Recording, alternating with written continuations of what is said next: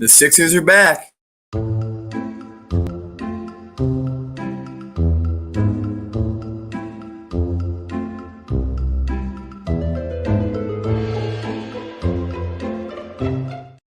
What is going on, everybody? Welcome to the More Than Philly Sports Talk Show. It is a great day today. One day before what could potentially be a snowstorm that will keep us all in for a little bit, but that's all right. First of all, joined alongside my co-host Gavin Tony. It is 11:31 here on the East Coast on Tuesday, the 15th of December, and tomorrow, the 16th, will be quite known as a day due to some of its snow. Again, we don't know yet. Maybe we'll do some live reporting on it tomorrow, as around this time it will be beginning. But again, Gavin, how are you doing? Zach, I'm great. And this snowstorm, I don't view it as a snowstorm, Zach. I view it as an opportunity to make money. Yes, ladies and gentlemen, the More Than Philly Sports snow business. We're going to be moving snow. But Zach, I mean, we talked about it last year. We talked about maybe doing it again this year. But how you doing? And every opportunity is money. No, you're right about that one. No, I'm doing good. Some interesting news with the Eagles as we continue to digress what's going on with this team around the NFL. A couple other things. A really exciting, fun game on Monday Night Football last night. I do have to say so myself. Impressed with both teams, how they played. Of course, Tris McSorley suffering a knee injury there, wishing him the best during his temporary time filling in for Lamar Jackson before he came back out. And then, of course, some other major news. The Philadelphia 76ers are back. They are playing tonight at 7:30 against the Boston Celtics. We're going to get our first look at guys like Seth Curry. We're going to get looks at guys like Danny Green. I'm excited for it. I know it's not going to be that much tonight as far as how much they play, but it would just be nice to see them out there. Hopefully Ben Simmons puts up a 3 or 2. I'd love to see him be productive as he tends to do in the preseason quite a lot. Other than that, not much else from my end. Of course, Zion Williamson had a really good night. Brandon Ingram, those two combining for almost 50 points in their first preseason action. So 48, yeah. NBA's back, Gavin. It's back very much so. Just yesterday it was gone, but James Harden still wants out. We know that. I'm not a big fan of bringing him to Philly. We can definitely break that down throughout the show. But any other first thoughts about Sixers playing tonight? I'm excited to see the team. I'm excited to see Doc Rivers and their new front office and what they put together. And I'm ready to see how this team plays. Like we talked about a Sixers team that got exited early due to Ben Simmons' injury and the lack of coaching due to we know how not good of a coach Brett Brown is. No disrespect to him, but I'm just being honest when I say this. Doc Rivers, I'm excited to see what he got, how he's going to approach Ben Simmons throwing beat. I hope he doesn't use him too much before the season. I'll keep them healthy as much as you can. And Zach, real quick on the James Harden note. I'm not fond of the getting rid of Ben Simmons. 3 first-round picks for Ben Simmons for James Harden. If James Harden was in his 20s, late 20s, I would do that, but he's not. He's 31, 32 almost. And Zach, I know a lot of people that disagree with me, and we get in heated arguments about it. But guess what? I don't care. And I'm being honest when I say that. I don't care. I mean, you don't need to touch anything right now. This is a brand new team, essentially, in my opinion. Refurbished, I guess I'd say. You still have your 2 superstars. You have Tobias Harris, who, by the way, his best year was with the Los Angeles Clippers when Doc Rivers was his head coach. Potentially can come out this year and grow a little more. You have Seth Curry and Danny Green to space the floor, and you have a legitimate backup center in Dwight Howard. I'm not going to sit here right now and say this team should be favored to win the East. I don't think they are. I think that there's a lot of teams that are better than them just based on what I've seen in the past. So I'm not going to sit here and tell you I think that they're going to win the Eastern Conference. I think there's a chance they go to the Eastern Conference Finals. I think semifinals right now is ideal for them. It's a growing year. We don't know what this team's going to look like yet. We don't know if they will be having to have moves made because there were concerns last year. You got rid of Al Horford's contract. You get some guys to space the floor, but there's still some concerns. And so until those concerns are calmed by what I see, I'm not going to go out there and be so high on them because I was not necessarily high on the Eagles, but I was definitely higher on the Eagles than they are right now going into the season. I'm not going to make that same mistake with the Sixers.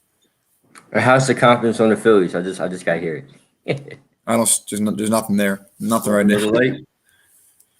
No confidence with the Phillies right now. We'll break that down at a certain point. We still have 2 months to spare ourselves before pitchers and catchers report, but until then, we have the Sixers. So, Gavin, what are some of your impressions? Do you think that this team can potentially make a run this year for something with the current roster?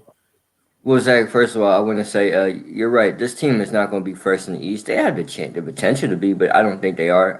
Brooklyn and Milwaukee and Jason 6'10" now, Zach. So I guess Boston as well. But if the picture is right, remember, Zach, they did beat Boston almost in every game last year. They could end up winning the final two teams in the Eastern Conference final. I'm just saying, I believe in it. I believe in it. And of course I want to see it, but I think you got a front office that is committed to winning now. Before it didn't look like they really wanted to win. Now they really want to win. You got a guy in Daryl Morey who wants to win. Doc Rivers wants to win. Brett Elton Brand, I know you got stripped of your powers, but guess what? You got buy into this winning culture that they want now. You got all new coaches. Sam Cassell's been working with Ben Simmons on his jump shot. Doc Rivers is probably one of the best players coaching, unless you're talking to Paul George, who care too much.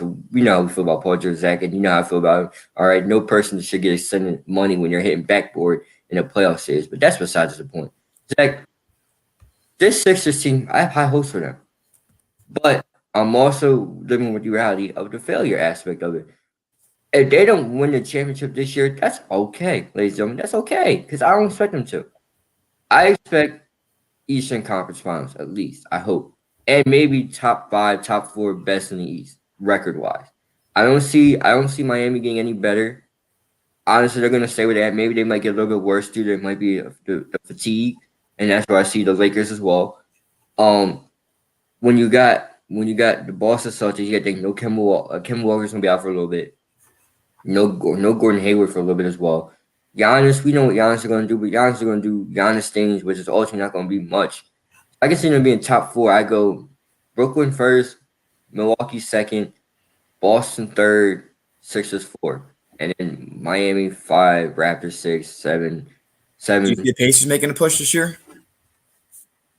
Indy at number 7, Zach. Yes, They're always a good regular season team. They're always going to be good regular season. season. In the playoffs, they have their moments. They had their moments in the playoffs. But Zach, how about this as an 8 spot? It could be in the 7 to 8 can switch. It could be Washington. It could be Indy. It could be one of those teams. But how about the 8 spot? The Atlanta Hawks. I'm thinking more Charlotte, but yes, the Atlanta Hawks have some of the talent to get there. Look, this is going to be one of the most competitive conferences in history, I'd say. Because there's no clear-cut favorite. Of course, you can say Kevin Durant and Kyrie Irving, but we haven't seen them together yet. We can say Drew Holiday and Giannis, but neither of them have the finest record in the playoffs. Ben and Joel, same thing. We know Jason Tatum and that team there. I guess you can say Kemba Walker, Jaylen Brown as well. I mean, they don't really have the pedigree either. I think that the Nets should be the favorite just based on who they have. But again, they're also one of the most untested teams in the league. And then, of course, you can't forget about Miami. I think Miami is going to continue to prove people wrong this year and continue to impress. Wouldn't shock me if they find a way to be the 1 seed, to be honest with you, Gavin. I think right now, as far as the seeding goes, give me Milwaukee at 1, Miami at 2, Brooklyn at 3, Boston at 4, Philly at 5. And that's no disrespect to our beloved Sixers, but they're just not good enough yet. They're not. As much as I love my Sixers, as much as I think they're a good team, they're not good enough. They just came off of being swept just with that one player, Ben Simmons. I'm sure he'll be back, and hopefully he'll be healthy this year. And you have some depth, but you don't have enough to be a serious contender yet in the East. And it's just a very competitive year. I put Toronto at 6, although I think that they're going to be a 50 wins. Honestly, 50 wins is going to put you in that 6th spot. That's how competitive this is going to be this year. I give Indiana 7, and I'll give Charlotte 8. And that 9 spot, that the one out on the bubble, outside looking in, Washington and Atlanta. And they're going to both be above 500. I think every team that makes the playoffs this year is going to be above either 500 or better. And that's the weird thing. You'll get teams 5-10 games under 500 make the playoffs. I think this year, you'll see in both conferences. I don't think a single team under 500 makes the playoffs. That's my bold take. Maybe definitely less competitive this year than the East. I would say so because you have the LAs, Denver, Golden State, Utah, and that kind of falls off from there. I mean, Houston, of course, is going to be respected. There's a few teams that I can say are respectable, and you can't count out Dallas especially. But New Orleans, Dallas, I mean, these teams that are still not necessarily there, it's going to be hard to compete with some of the big dogs. They're going to make the playoffs. They're going to be above 500. They're going to have good regular seasons. If you're below 500 this year, you're not making the playoffs. And, of course, the New York Knicks will probably be sitting in the basement once again as they've blown their tank for a 3rd straight season. Zach, I'm not a Knicks fan, all right? I do love the city of New York, ladies and gentlemen. I'm guilty as charged. I love the city of New York, all right? When it comes to Yankees, that might be my AL team. But, Zach, can you imagine this? I mean, The Wizards went to the playoffs with a below 500 record. Oh no! Last year the East was not as competitive. Again, Orlando. I mean, you can't Wait, count out. I'll pull up the standings right now, and I'll tell you what teams I think. And again, one thing we have to think about that a lot of people don't: what teams could fall off that we see up there right now, because that's going to be crucial.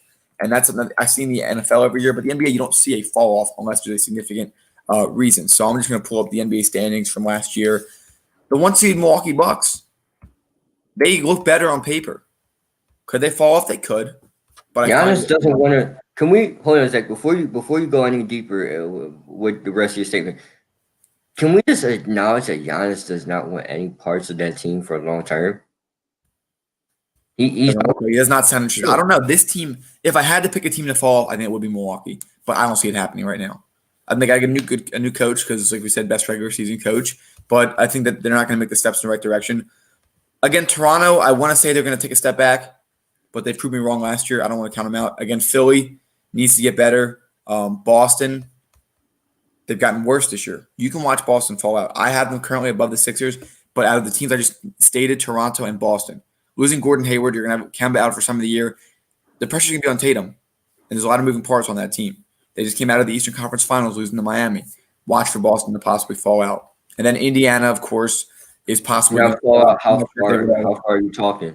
You talking out of the top 5? For Boston? Yes. 5 or 6. Toronto possibly missing the playoffs, but again, I find it unlikely because I've counted them out before. But again, listen to the rest of it. This is where it gets interesting. Let's go to the basement. All right, and Gavin, you know what teams are in the basement, of course. Let's start with Cleveland. They have talent. I don't know how they're going to – I mean, you have Andre Drummond, Colin Sexton, Darius Garland. You just got another kid this year, and Osborne. I mean, that's a talented team. They're still inexperienced. I don't know what they're – I mean, they have a higher ceiling than last year, but that floor is still going to be low, so they still could be a team that is a 20 at best or so. They don't have a sense of direction. Not by no means. They just have talent. They have guard. They have guards. They got a center. They got a good forward. They don't have a sense of direction. Zach, what made Golden State? LeBron James on that team is a different story, but that's well. Okay, Zach, we're not right now. But Zach, what made Golden State good? Not only did they have talent, but that talent. Everyone had a role. Exactly. Everybody had a role, and they complement one another, and they put a plan together. And what they do, they went to the finals, right? You could say the same thing about Brooklyn with D'Angelo Russell, which ultimately I thought should have stayed. What happened with him? You had a lot of great complementary pieces. They played well together, and what happened? They went to the playoffs. It's like Cleveland could go to the playoffs. They got a lot of talent, but they got to work together. Andre Drummond has to want to play and be there. There was a lot of reports saying he didn't want to be there last year. He opts back in his contract. He stays. All right, you got to want to be there. We'll have to see how it rolls out. I think that's a big element to this team. I don't think they're going to make the playoffs, but they have talent. They will take down. They will have some good games this year, but again, it's not going to be strong together. And then Gavin, the 14, Atlanta Hawks. You have them in the playoffs this year. That's another team. So far, we got one team, Atlanta, that can make a push. Detroit, no one sees Detroit making a push. They're going to be an irrelevant team this year. The Knicks, Gavin, honestly, what are your thoughts on the Knicks? They went 21-45. But they were only 12th. They're only 4 spots out of the playoffs. Well, Zach, if I may say this about the Knicks, RJ Barrett's going to be phenomenal. Obi Toppin is going to be phenomenal. Maybe you can run a pick and roll with him and that, but RJ Barrett has to have a 3 shot. The problem with the Knicks is this. It starts with the owner. The owner. Zach, and I said owner 3 times because think about it. You had a fan banned from Madison and removed from Madison Square Garden because they chanted "sell the team." You're the heart and soul, Charles Oakley. Anyone from the 90s can correct me wrong. That's not the guy. Charles Oakley was removed from Madison Square Garden in handcuffs. You trade away Kristaps Porzingis, and we know Dolan has nothing to do with basketball operations, but you trade away Porzingis after all he wants to do is have a conversation with you. He wants to talk to you. You don't want to offer Kevin Durant the max due to injury, which that's idiotic because even if Kevin Durant was hurt, I'm still giving KD the max because Zach, now he's in Brooklyn. He looks pretty good. And then on top of that, to add it all together, then you're getting guys that can't play together. You spent $30 or $40 million on Julius Randle. Zach, did you know Julius Randle was a $40 million player? I didn't know either. It's a mess. It's a mess over there. Yeah, we'll see. I mean, New York, I mean, historically, they're known as a good team. Unfortunately, during our lifetimes, we've not yet Oh, and really see that. Zach, In Chicago. Zach, if I may add real quick, and then Dennis Smith Jr. doesn't want to play because he gets booed and is emotionally upset about that. It's the Garden. It's supposed to be the Mecca. There's nothing. Zach, I've been to New York 3 times, right? Never went past the Garden. I'm a big basketball guy. I want to see NBA store in New York and all that fun stuff. But to go to Madison Square Garden, I was supposed to go one year, a Big East tournament. But it's better. It's sad when the other events outside of your own team, outside of the Knicks, outside of the Rangers, are better than what goes on for the teams that you play there. And by the way, you also expect the league to stop going to games as well. I got that. Yeah, that is cool. That was the big story last year. Bulls, again, I don't see them doing anything. I do like their upside. They do have a nice upside. Yeah, I mean, they have some talent. New coach this year. We'll have to see how that plays out for them in Chicago. Billy Donovan coming there from OKC. But they might be also on the fringe of a rebuild depending on what they do this year. But now here's where it gets interesting because I'll name off, Gavin, right now the teams that I think can get that 7 and 8 spot. All right. Toronto, of course, we know is going to be back there a little bit. I don't know how far back, but again, it's very competitive. Toronto, Orlando, Washington, Charlotte, Atlanta. That's 5 teams for 2 spots. That's how competitive it's going to be in the East this year. I'm excited to watch, and I hope the reason why I put Atlanta in the playoffs is that we see Trae Young go for 40. We see Trae Young pull from the logo. You gotta put these highlight moments in the wins. You're not doing that. You gotta do it right now. This is the time to do it. Cam Reddish had to step up, and everybody else has to do their job. No doubt. We'll have to see how that rolls out for Atlanta. I think they could be a playoff team this year. They have a really talented point guard in Trae Young. Of course, on the other side, Luka Doncic, the other side of that trade, pretty fair trade in my opinion when it comes to the end of the day. Of course, I think Luka is better right now, but Trae Young has a really, really strong upside. I will say, Zach, I do like that trade a lot because you think the personalities. I see Trae Young being more like he fits the Atlanta vibe, the A, as I like to call it. I mean, he's down with all the rappers from there. Everybody they call him Ice Trader Gang, literally Quavo. And then you got Luka Doncic on the mellow, relaxed side in Dallas. So Dallas. Yeah, looks like a Mark Cuban guy anyway. Yeah, I mean, it was a really interesting trade. Worked out for both teams so far, I think, because Atlanta, even though they haven't won much, they have a really talented point guard. So now coming up to this, the AFC North battle. Did the Browns drop an opportunity last night to get one more game on Pittsburgh? Stay tuned. We are now offering a new product on our Teespring. Wear a mask in public. We are now supporting a custom designed mask with our logo on it. Purchase it today, and 10% goes to a foundation of our viewers' choice. It offers a full nose and mouth coverage, single-sided print, includes 2 2-inch elastic ear loops, non-medical grade product, and finally, $1 from every mask sale is donated to a nonprofit to feed children in need. Enjoy today's episode.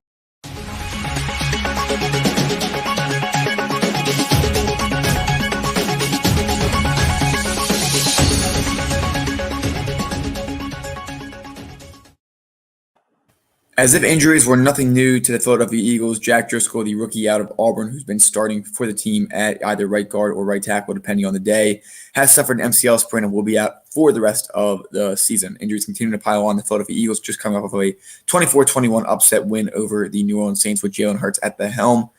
Gavin, initial reactions from this report. The medical staff needs to be fired. Zach, is the same story every year. I know the medical side has nothing to do with when it comes to the people's inner bodies and how they treat them, like eating right and all that stuff. But damn it, how does Lane Johnson's whole left side of his ankle collapse?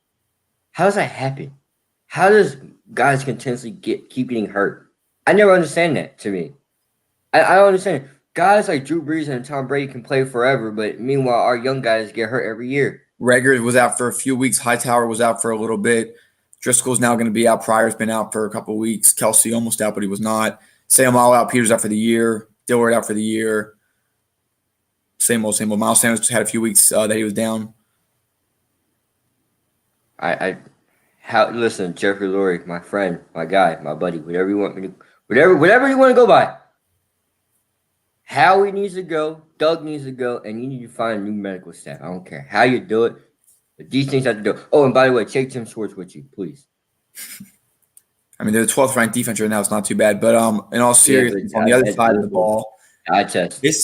this makes it look better for Jalen Hurts if he continues to play well because the offensive line continues to get depleted. So again, as And you it makes mentioned, Carson Wentz look even worse. I'm sorry. a day in hell for Carson Wentz last Sunday. I don't know what it looks like this Sunday because honestly, I'd say the Eagles are a favorite to win this game against Arizona, who has struggled all year against mobile quarterbacks. Well, Zach, if he wins versus Arizona, who was on fire at one point, and you just beat the Saints, hell, ladies and gentlemen, Carson Wentz, if he's not already in hell, he'll be sitting in hell if he definitely wins this weekend. Towards ACL was thrusted into a position of living in a shadow ever since that Super Bowl win, and the Eagles front office compounded that, made things worse, and now Jalen Hurts is out there able to get yards on the ground for the team to cover up the Band-Aid of how much bigger the problems are, but most fans don't really want to pay attention to that. And then you got your coach over here throwing shots at your quarterback. I don't understand that, Zach. You defend your guy. Zach, if someone was to talk, He's trying to save his job at this point, Gavin. I mean, yeah, but he's got an 11-2 record with a quarterback not named Carson Wentz. Zach, also, to be honest with you, if you watched every game this year, there's nothing that can save his job. Now, Howie Roseman, on the other hand, that's a different story. He looks like a genius right now. He does, but DK Metcalf just turned 23, and we're already talking about him maybe being the best wide receiver in the league. Yeah, possibly so. Justin Jefferson, rookie of the year already. Let's shift gears now to Monday Night Football in Cleveland. What a game that was. Baker Mayfield showed up for the Browns. Unfortunately, it was not enough, as with just less than a minute left, Lamar Jackson led the Ravens down the field for a game-winning field goal, 55 yards by one of the greatest, if not the greatest kicker of all time, Justin Tucker. And then, of course, the game-ending safety makes the score look a little better as they win 47-42. Does last night tell you more about the Ravens, Gavin, or the Browns? It tells a little bit about both, Zach, and it's the resiliency of one, the Browns. Zach, they went blow for blow. Lamar threw a really big right hook after coming back from the cramps. He didn't pull Paul Pierce, as he likes to say. But they were just going blow for blow. And the fact that Baker Mayfield was able to answer every shot given on a fourth and 2, Lamar throws a nice pass to Marquise Brown, and that gives them the lead. What happens? Baker Mayfield comes back and answers. Then there's another score. After that, and then, Zach, if you're Baker Mayfield, there's nothing to be ashamed about that game last night. You got beat by the better team. If you compare it to week 1, which I'm going to pull up right now just for last night. Yes. 47-42 was the final score. The Browns scored 22 points in the final quarter, just so everybody knows that. Mayfield was 28 of 47, 343 yards, and 2 touchdowns. Gavin, you said before, you want to be Baker Mayfield? Make him throw. He threw. It's not the reason they lost. But we'll look to the other side of the ball real quick. Lamar Jackson, 11 of 17 for 163 yards, but 9 carries for 124 yards. Again, I don't think this is a sustainable way to play for Lamar Jackson. But look, it got the job done last night. Lamar Jackson deserves all the credit in the world for last night. He played insane on the ground, made a clutch throw. And then, of course, let's go back real quick. Gavin, week 1, 38-6 was the score between the Ravens and the Browns. Baker Mayfield, 21 of 39 for 189 yards, a touchdown, and an interception. Lamar Jackson was 20 of 25, 275 yards, and 3 touchdowns. Again, that's week 1. So, big difference here. Is it because the Browns are much better, the Ravens are worse, or about a mix of both?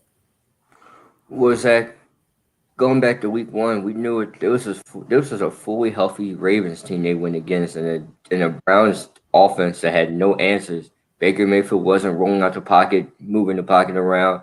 The run game wasn't as effective as we saw it over the season. And the defense wasn't what it was. Zach, you go back to last night. Baker Mayfield was 20 of 47, 342, 2 touchdowns and 1 interception. There's nothing to be mad about. Zach, Nick Chubb, 17 for 18. 17 carries, 80 yards, 4.8 per average, and 2 touchdowns. Kareem Hunt had a touchdown. Baker Mayfield had a rushing touchdown. That's 4 on the ground. Zach, and there's 2 in the air. If you're Baker Mayfield, like I said, there's nothing to be ashamed of. Now, making Baker Mayfield throw, he spread the ball out to everybody. Kareem Hunt had 6. Donovan Peoples-Jones had 3. Higgins had 6. Landry had 6. You're getting the ball to your playmakers. Donovan Peoples-Jones is the one that's really been a playmaker. He had a big catch at the end, coming at the end of the game. Zach, the Browns are here. The Browns are better than what they were since week 1. We all know that. But like I said, Zach, they got beat by a team that has more on the line than they do. Zach, we talked about 10 wins is going to be the deciding factor in the playoffs. They're tied with the Miami Dolphins right now. They get in that last spot.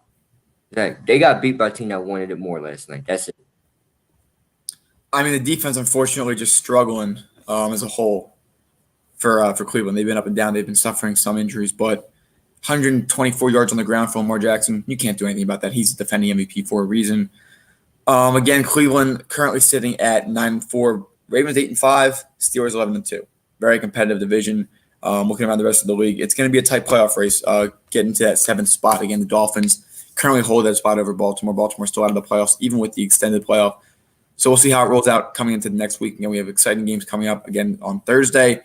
We will get to witness the Raiders and the Chargers. Should be a fun one. Gavin, anything else you want to say as we wrap up today's show? Yeah, real quick, Zach. When it comes to this last game, Baltimore and Ravens, Zach, we talked about the defense of Lamar Jackson and trying to defend him. They were doing a lot of man coverage versus a mobile quarterback, and Lamar Jackson. If you're going to play man, you should have a spy. They didn't. You leave that lane wide open. And that's what happened. And anything else before I end the show, Zach?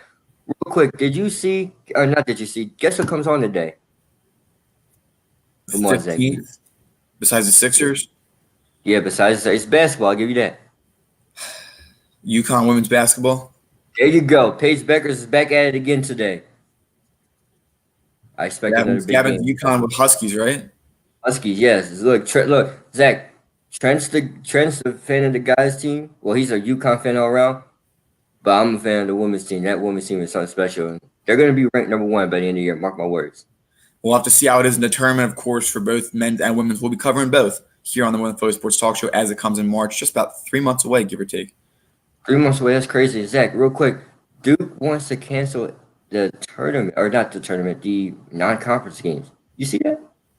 I've not read it yet. I mean, the last year they were one of the first teams to pull out of the tournament. I know they're doing the tournament in a bubble this year. Every other league, every other conference for the most part has been playing interconference without issues so far. Of course, the football programs have all played in conference. I will say, Zach, it's a bad look on Coach K because he took criticism for it. They thought because he lost 2 to Michigan State, and I can't remember the other game because he lost to those 2 teams, he wants to pull out of it. That's not a good look. And but you still got to worry about Virginia and Notre Dame, which can upset UNC. The ACC is Miami is a very talented conference all around in every sport. Even Vanderbilt, who's the laughing stock of the football world right now because they can't win a game. Vanderbilt's team. Sarah Fuller scored. That is true, though. That is a very big highlight for them. The first woman in a Power 5 conference to score. So big congratulations as we continue to move the sports forward, move the chains, is what I'd say. And how is Ohio State going to the playoffs with only 5 wins? You know they're the better team, the best team in the Big Ten, Gavin. I know. But they had one COVID outbreak themselves. Michigan had this next one. You can't punish them for that. But there was playing A&M. But if you think of a team that has more wins than that, don't you feel for that team? Not really. You look at Texas A&M. He's a Heisman candidate. That team is really good. But you look at A&M. I do feel for some of these other teams possibly could extend the playoffs, but then again, we know what happened when Oklahoma played LSU last year, and that was just a 14 playoff. So we should have a debate on that one day, whether or not they should extend the playoffs. So stay tuned for. Let's do it. Let's get Jake on here and do it. All right, it sounds like a plan. Again, everybody, thank you so much for watching today. We hope you enjoyed it, and we'll see you all tomorrow. Have a good one, everybody. If you enjoyed today's video, make sure to like, comment, and subscribe if you haven't. In addition, hit that bell icon and set it to all to get reminded of when we go live and when we post excerpts of our videos.